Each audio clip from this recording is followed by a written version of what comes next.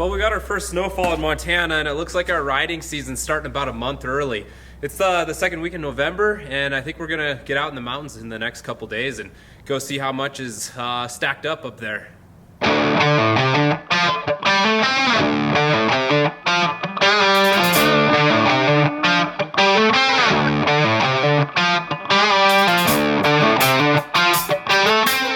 So early season riding takes a little more legwork to find a good zone. Obviously in the winter you can just go hit pretty much any zone and there's good snowpack, but in November there's more closures you have to watch out for. You have to watch out for hunters, hunter restrictions, and then you have to get to high elevation and find good snowpack.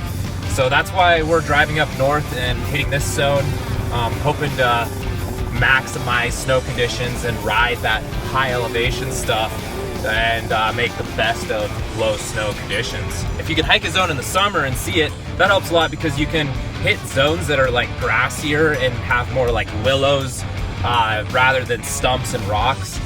Actually, even stumps are better than rocks. The one thing I always try to avoid are big boulder fields and pillow fields because those are just minefields in the early season. You need at least 5-6 feet of good snowpack for that to be good riding.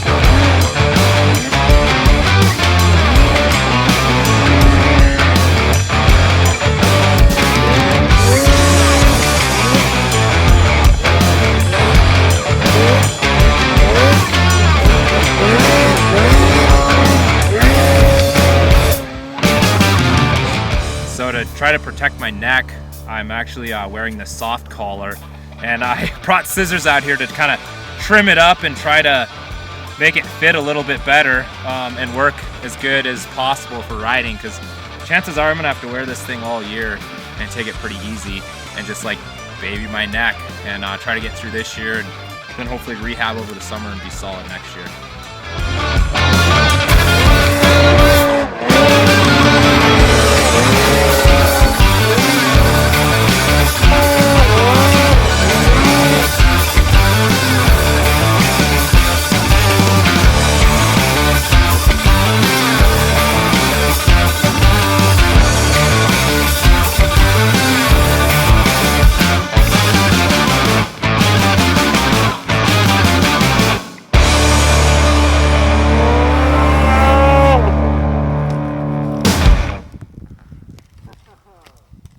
Dude, what was that?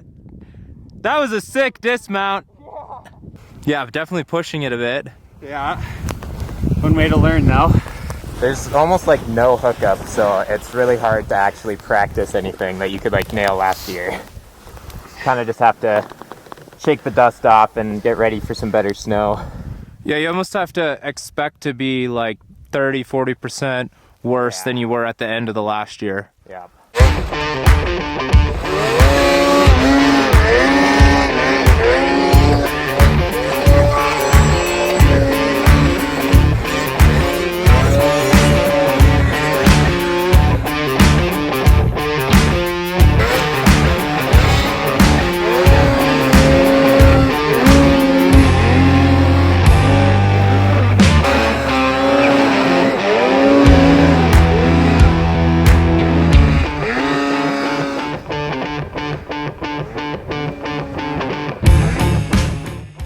November 13th, and it's getting pretty decent already.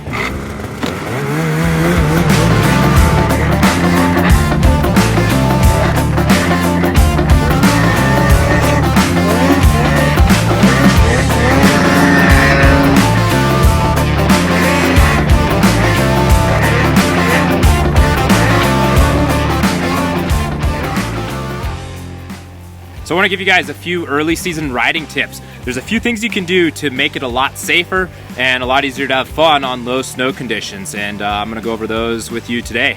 So one thing you'll notice is that we are all riding a lot slower than normal, and we try to keep it light on the front end. So when we're side hilling, instead of like a high speed trying to carry momentum, we slow it down and kind of trench in to lift that front end up over obstacles and try to keep that ski that is into the hillside, we try to keep that from diving in and keep that nice and light on the snow. Because if there's a stump or something, you know, buried in the snow, we want to either bounce off that or kind of graze over the top of it instead of pile driving into it. If you're making a straight climb up through like a nice opening on a hillside, you can carry some momentum because you're able to keep the front end up and the track's going to absorb anything you hit.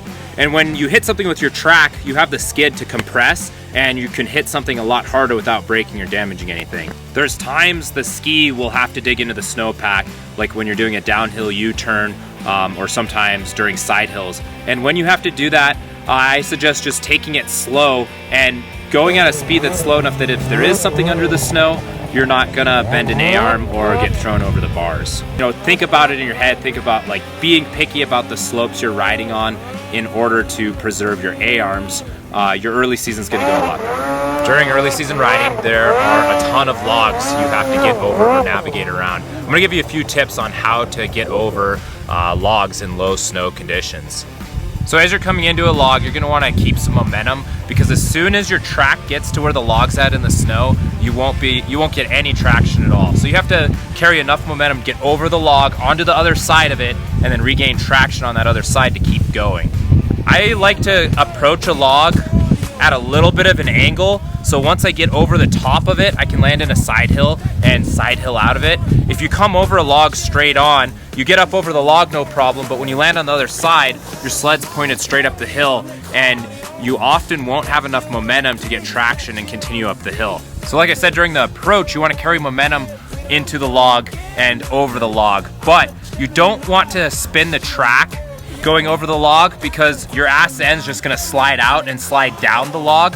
So what you wanna do is come into it with enough momentum to get over it, and as soon as your track's getting to the log and where it's at in the snow, you wanna let off completely so that track's basically just like idling over the log and not spinning. And then obviously once you land in your side hill or land on the other side of the log, you're gonna get back into it and try to regain momentum or continue carrying what momentum you have left. You can use these same skills for getting over stumps and rocks, but in the early season, my preference is just to avoid those completely, and then later in like January, February, you can apply those skills to get over pillows and rocks and whatever other things might be buried under the snow. You'll probably run into a ton of brush like this in the early season. My favorite way to get through this brush is to just get the front end up and keep it pinned and power your way through. You'd be surprised what you can just force a sled through.